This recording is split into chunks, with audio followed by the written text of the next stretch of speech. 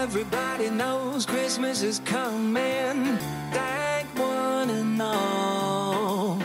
Time to hang your stockings, baby. Bienvenue dans ce nouveau vlog, on est dimanche 24 novembre. Et je vais commencer par vous montrer la première mitaine que j'ai terminée des Lemon Drizzle. Donc elle est comme ça. Et alors en fait j'ai fait une erreur de traduction dans le nom du patron, donc ça s'appelle Lemon Drizzle Mittens. Et dans ma tête je me suis dit bah des mittens c'est des mitaines, sauf qu'en fait non, des mittens c'est des moufles et fingerless mittens ou fingerless mitts je crois, c'est en fait des mitaines. Donc en fait le patron est un patron de moufles. En fait quand j'ai reçu le 4e indice, j'ai lu les instructions et je comprenais pas en fait parce qu'elle nous faisait faire des diminutions et il y avait encore un nouveau diagramme et je me suis dit mais à quel moment est-ce qu'on rentre ça dans la mitaine? Je m'attendais vraiment à ce qu'il y ait juste les instructions pour le bout. Et donc en fait non, la 4e partie c'était les instructions pour terminer le pouce et le fermer et terminer la moufle et la fermer. Et alors en fait sur le moment du coup j'ai hésité à les faire en moufle parce que je me suis dit que ça rendrait vraiment super bien, enfin ce serait très très joli en moufle. Mais après réflexion c'est vrai que je pense que les moufles je les utiliserai pas beaucoup alors que les mitaines beaucoup plus je pense. Donc je me suis décidée à faire en fait juste des côtes à la place du 4e indice. Donc à la fois sur le pouce et sur la main. Du coup, hop, ça donne ça. Donc je les trouve très chouettes. Elles sont un petit peu lâches et en fait pour les côtes, j'ai pas changé de taille d'aiguille mais j'aurais dû passer en aiguille 3 mm je pense.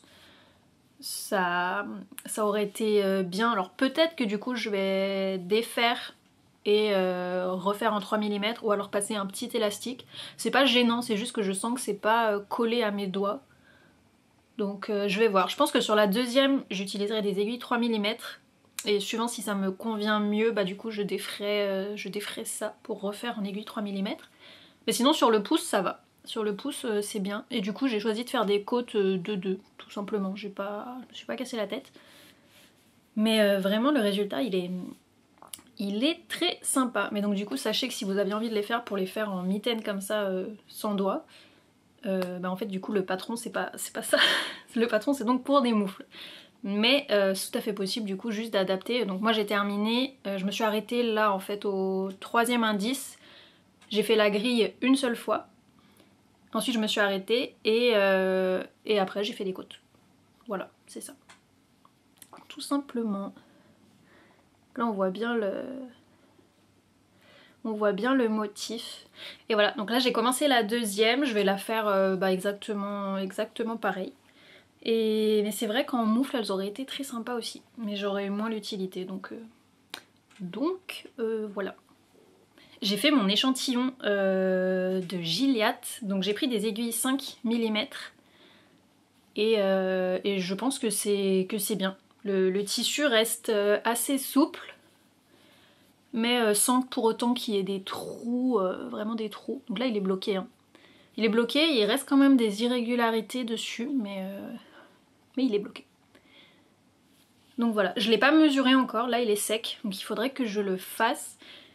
Et je pense que pour partir, pour avoir une base, je vais mesurer en fait le pull que je porte. Là c'est un pull du commerce. Il a vraiment la forme boxy que j'aimerais avoir sur le pull que je vais faire. Donc je vais prendre ces dimensions là comme repère puisque je sais que l'aisance qu'il a me convient bien et sa longueur aussi il est bien. Donc je vais me baser là-dessus pour avoir les dimensions du pull que je veux me faire et ça me fera une bonne base. Je sais pas encore par contre, c'est au niveau des manches. Est-ce que je me base aussi sur les dimensions comme ça en sachant que du coup il y a des diminutions, ou est-ce que je fais des manches un peu plus droites? Je sais pas encore. Je vais voir. J'ai pas encore déterminé vraiment la forme des manches, ni si je mets des côtes en bas du pull. Et j'ai pas déterminé non plus la forme du col. Je sais pas si je le fais dans ce style-là ou si je le fais plus grand pour pouvoir lui faire un revers. Ça c'est toujours en réflexion. Par contre je pense que j'ai trouvé le type de torsade que je vais faire ici. En fait je vais en mélanger deux que j'ai vu dans dans un de mes dictionnaires de points. Et je pense que ce sera pas mal, elles seront assez grosses, enfin ça fera une assez grosse torsade qui est quand même assez, je sais pas, assez ornementale. Bref, ça reste encore, faut que je teste de toute façon pour voir ce que ça va donner, mais je commence à prendre des petites décisions là-dessus. J'ai continué mes petits croquis hier pour essayer de préciser un peu la chose. Et voilà, j'ai revisionné une vidéo de Breathing Yarn, il me semble qu'elle s'appelle, c'est une chaîne américaine. Elle fait des vidéos très très intéressantes, elle a une esthétique assez particulière et elle a fait notamment une vidéo sur le self-drafting d'un pull, puisque elle en fait pas mal, elle a un peu commencé comme ça en fait le tricot. Et c'était une vidéo très très intéressante, donc je vous la listerai quelque part, soit en dessous, soit... je sais pas si je peux lister la vidéo de quelqu'un d'autre sur l'écran ici, mais oui, si ça vous intéresse ce genre de sujet, je vous conseille d'aller la voir parce qu'elle était très très intéressante.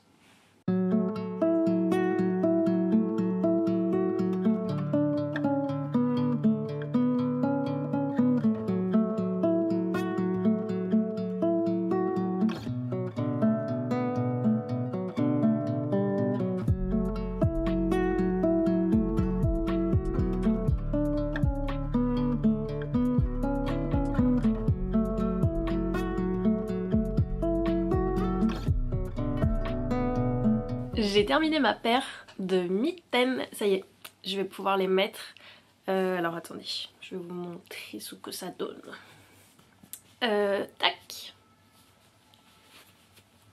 Hop. Comme ça. Elles sont très très jolies je trouve. Je trouve que vraiment le motif en texture ça rend vachement bien et je suis contente d'avoir utilisé ce fil à Stylina du coup. Je trouve le rendu vraiment sympa. Donc là sur la mitaine gauche, vous voyez j'ai fait du coup le rabat, n'importe quoi, les côtes ici et sur le pouce en 3 mm alors que tout le reste est fait en 3,5. Et c'est vrai que c'est un peu mieux quand même. Au niveau des doigts je sens que c'est un peu mieux, ça suit un peu plus le fait qu'ici ça se resserre. Je trouve que ça maintient un peu plus la main, enfin je le sens un peu plus comme ça donc c'est plus agréable. Sur celle-là du coup j'avais gardé des 3,5. Alors je pense que visuellement il n'y a pas une différence, je sais pas si on voit une différence, en tout cas je sens un petit peu mais c'est vraiment pas grand chose donc éventuellement je reprendrai juste les côtes ici en aiguille 3. Mais c'est pas non plus une nécessité absolue quoi, je pense pas que ça fasse une différence énorme. Mais voilà du coup la paire. Donc ce sont les Lemon Drizzle de Becky Green. Becky ou Becca? Becky je crois, Green. Et voilà, je suis bien contente. Je pense que j'ai fait les côtes ici un tout petit peu plus longues que ce qu'elle dit, enfin vraiment de 3-4 ans je pense. J'ai fait ces côtes là pendant un tricot-bière il me semble et en fait j'avais fait ça dans un café et en fait j'avais pas de réseau dans ce café là donc en fait je pouvais pas accéder à la suite du patron et du coup en fait j'avais continué un peu les côtes, parce que je voulais pas ne plus rien avoir à tricoter donc en fait c'est pour ça que je les avais fait un petit peu plus longues. Mais voilà, je trouve que leur longueur est bien et je suis contente d'enfin avoir ma paire de mitaines pour quand il fait froid dehors. Donc voilà. Et elles se sont fait vite, hein. Celles-là j'ai vraiment mis... hier je me suis dit je veux les finir. Donc en fait j'étais vraiment juste ici. Et j'ai fait ça sur le reste de la journée. Donc elles peuvent être faites. Si vous avez un bon rythme de tricot, vous pouvez faire la paire en 3 jours. Hein. Ou peut-être même 2 jours, je sais pas. Je sais que moi je tricote pas vite. Enfin je tricote à l'anglaise en lâchant mon fil. Enfin en lâchant l'aiguille et en passant mon fil comme ça à chaque fois. Donc je pense que c'est la façon la plus lente pour tricoter. Mais par contre j'y passe du temps. Mais c'est vrai que j'aimerais bien tester une autre méthode.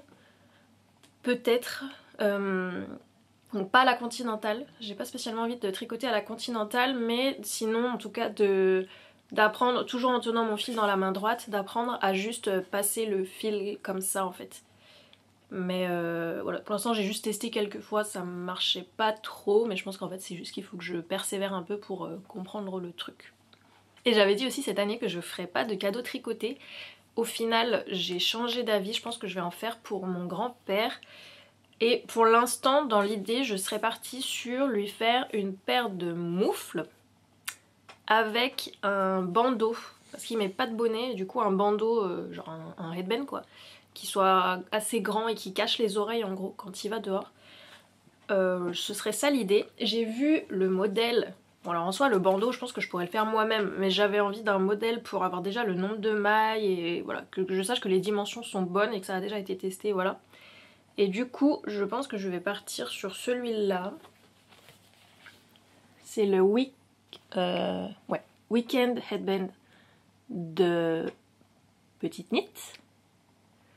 Je pense qu'il est très bien, il est parfait, il est unisexe, enfin c'est vraiment juste un bandeau en côte assez large qui est replié, enfin du coup il y a double épaisseur et le rang de montage est au milieu à l'intérieur, donc il se voit pas du tout. Je pense que ça serait, enfin je l'imagine, j'imagine bien ce modèle là sur mon grand-père, donc je pense que je vais partir là-dessus. En fil, j'ai regardé ce que j'avais et j'ai vu que j'avais de la arco-iris que j'avais pris lorsqu'elle avait fait une vente sur un fil. C'est la base Dr. Wool, donc 100% Merino Superwash en taille fingering, coloris Dark Matter. Je pense que je vais partir là-dessus. Pour mon grand-père, il aime bien quand même les couleurs neutres, donc les marrons, les gris, les noirs, peut-être pas de noir, mais ça c'est un noir nuancé quand même, un gris foncé, noir nuancé, éventuellement du bleu. Du vert foncé aussi peut-être. Donc là avec ce que j'ai dans mon stock, en tout cas j'ai ça que je peux utiliser, donc soit pour le bandeau, soit pour les moufles. J'ai pas encore choisi de patron pour les moufles, faut que je regarde. Mais je me dis que ça serait sympa pour la tête parce que c'est vraiment doux et que ça risque pas de le piquer ni sur le front ni sur les oreilles. Donc je pense partir là-dessus pour le bandeau. Et pour les moufles, à voir si je reste dans les mêmes coloris ou si je prends quelque chose qui contraste un peu, peut-être un peu plus clair ou... À voir, c'est encore en réflexion, mais il y a de fortes chances que je parte là-dessus pour le bandeau.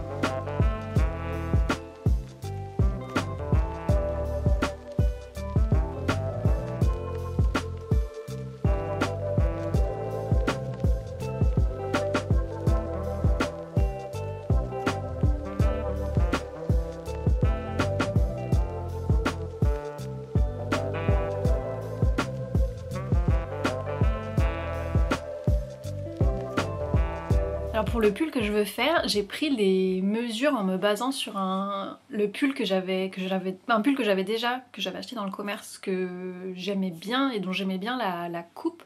Du coup je me suis basée dessus pour calculer l'aisance déjà que j'aimerais avoir. J'ai vu que du coup ça faisait à peu près 30 cm d'aisance positive. et j'ai pu voir du coup la longueur qu'il fallait que je fasse pour le corps pour que ça arrive à un endroit que j'aime bien. Donc ça c'est cool, ça m'aide, ça me permet de voir un peu à l'avance déjà combien de rangs et combien de mailles il va falloir que je monte.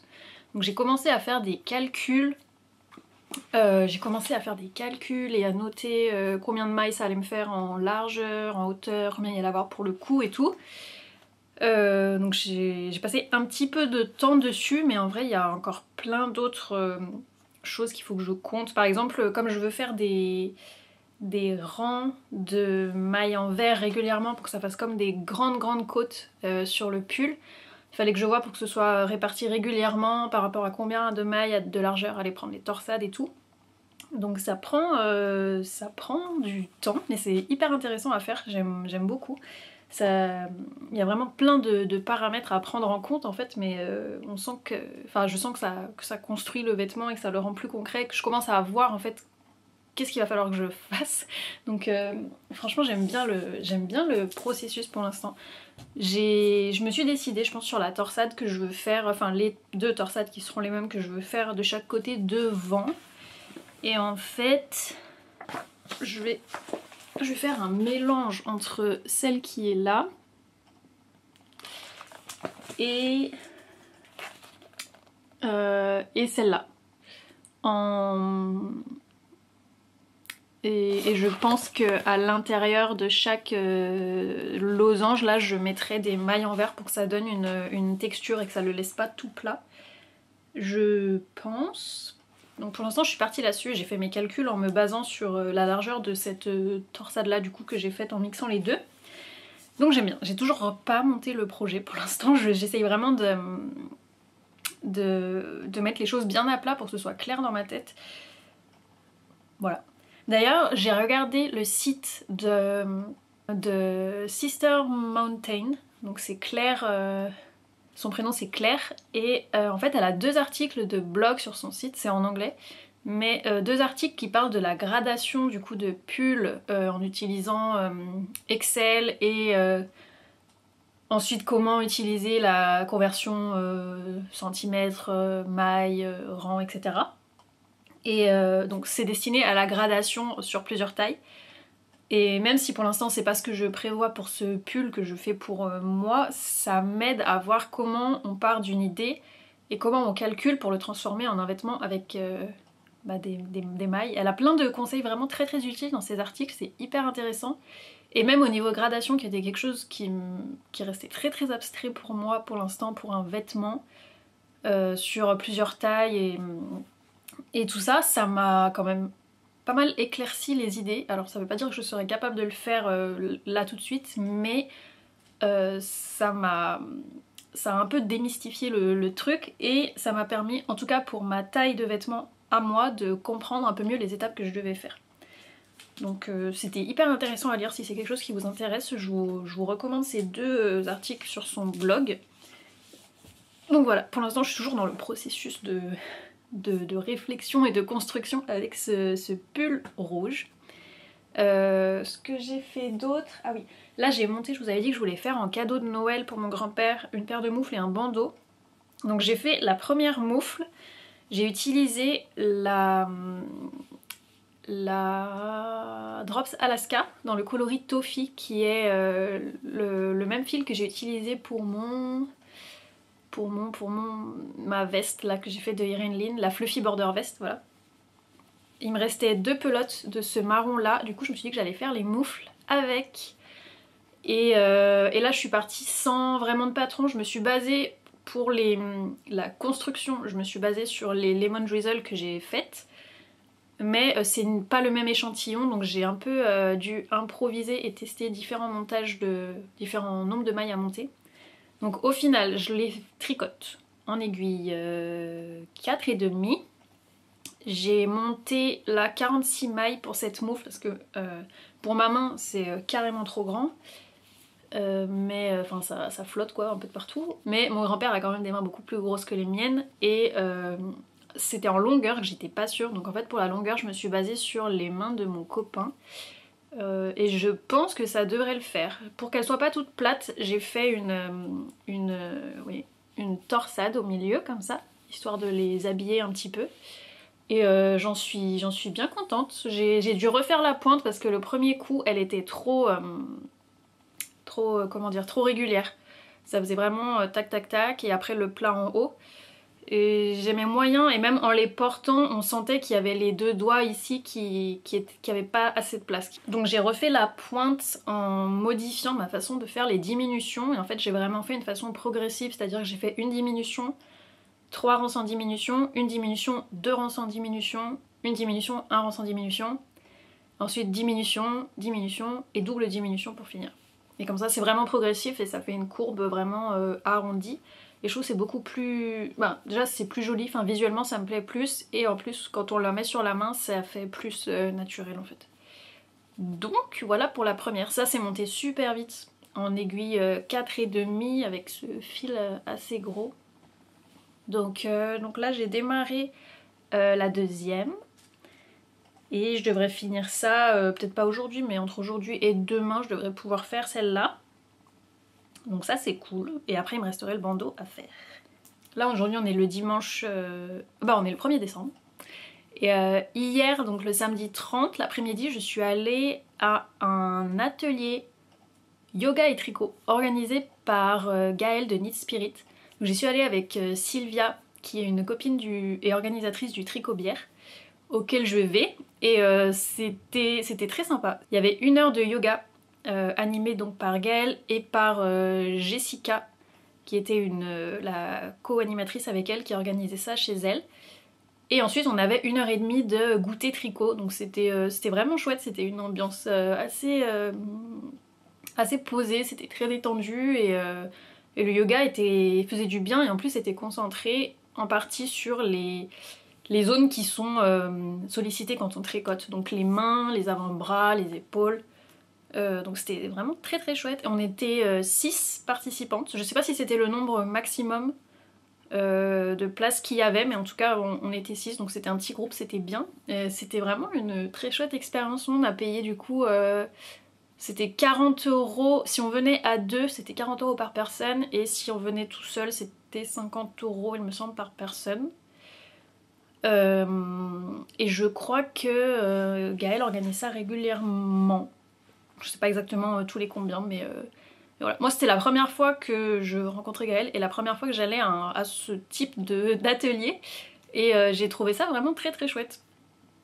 Il y avait même des personnes qui n'avaient jamais fait de yoga qui étaient là, c'était leur première approche, et du coup c'était vraiment cool. Moi j'avais amené comme tricot du coup mes chaussettes rouges que j'ai toujours pas fini. Je les ai un peu mis en pause depuis un petit moment, et donc du coup là je suis sur la tige de la deuxième chaussette, donc ça avance.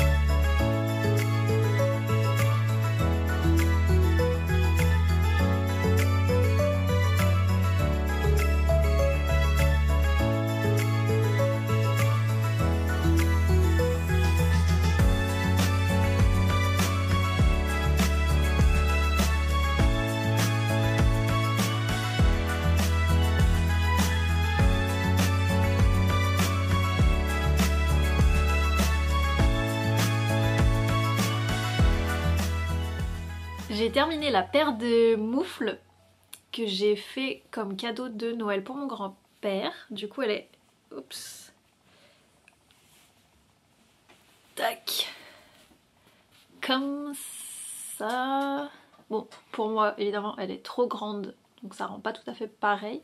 J'espère que sur lui ça, du coup, que sa main remplira suffisamment pour que ça tire un peu et qu'on voit bien la torsade qui se forme. J'ai fait la même torsade que ce qu'il y a sur mes Cozy Twist Socks. C'est la même. Qui est en deux mailles croisées, une maille... Non, 2 mailles en droit, une maille envers, 2 mailles en droit qui se croisent. Elles sont bien, je pense qu'elles vont tenir vraiment bien chaud. En tout cas elles sont bien épaisses, bien confortables, donc je pense que ça lui tiendra chaud aux mains pendant ses balades. Donc voilà pour ça.